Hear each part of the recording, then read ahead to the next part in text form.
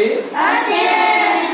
तो बेटा आज हम लोग गणित में क्या पढ़ेंगे? परमेय संख्या का निरपेक्ष मान। इसमें क्या होता है? किसी भी पूर्णांक का निरपेक्ष मान उस पूर्णांक का संख्यात्मक मान होता है। क्या होता है? संख्यात्मक मान होता है। संख्यात्मक मान मतलब बेटा हम यहाँ पे चिन्हों को नहीं देखते हैं। क्या चिन्हों को नहीं देखते हैं? या पूर्णांक चिन्ह प्लस अथवा माइनस से निरपेक्ष होता है। निरपेक्ष मतलब हमको ये चिन्ह से मतलब नहीं है। क्या नहीं है? इसको प्रदर्शित किससे करते हैं? इस तरीके से दो डंडे लगा देते हैं तो ये हमको ये बताता है कि यहाँ पर हमको निरपेक्ष मान बताना है।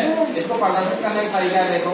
जैसे अगर हम कोई चीज बताएं, जैसे यहाँ पे लिख दिया हमने +5। क्या तो यहाँ पे चिन्ह क्या लगा है? +5। अगर इसको हम निरपेक्ष मान बताएंगे तो इस तरीके से ये दो डंडे लगा देंगे तो क्या हो गया?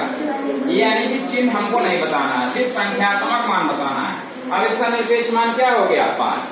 ठीक है ना? इसी तरीके से अगर हमने -6 कर दिया और तो इस तरीके से आप देख रहे हैं कि ये -6 लिखा है, लेकिन अगर इसका निरपेक्ष मान पूछा जाए कितना है तो क्या हो जाएगा? 6 हो जाएगा। क्या हो जाएगा?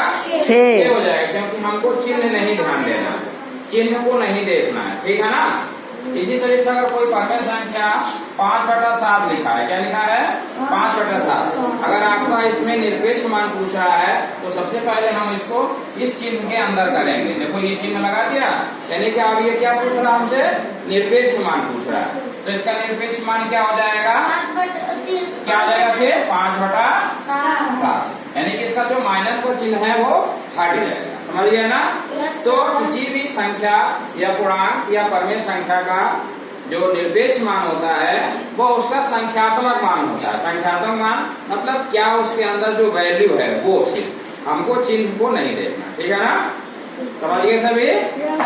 तो अभी हम आप लोग इसको अच्छे से पढ़ लिया है और आप लोग इसको समझ गए। ठीक है, थैंक यू।